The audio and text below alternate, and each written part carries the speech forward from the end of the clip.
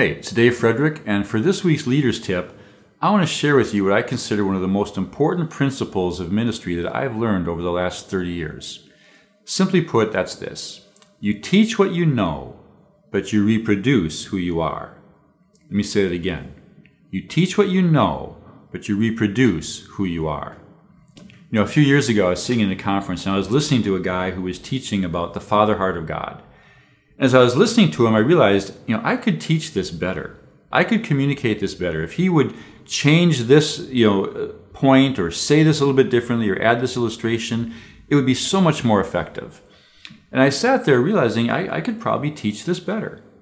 But as I looked around the room, I could see that people were being impacted by what he was saying. Some were tearing up, some were crying. Some were just being visibly shaken, impacted by the words that they were hearing.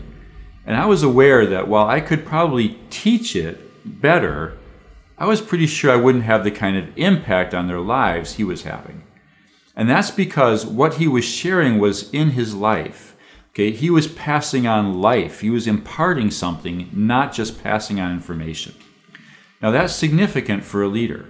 It implies that our priority should always be ourselves, becoming who we're called to be and doing what we're called to do. Becoming the kind of men and women that Jesus intends us to be.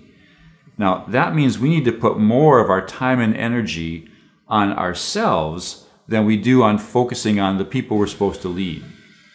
Your character, your style, your values, the things that are built into your life will be reproduced in the people around you. So if you want to have a real impact for the long haul, remember this principle. You teach what you know, but you reproduce who you are.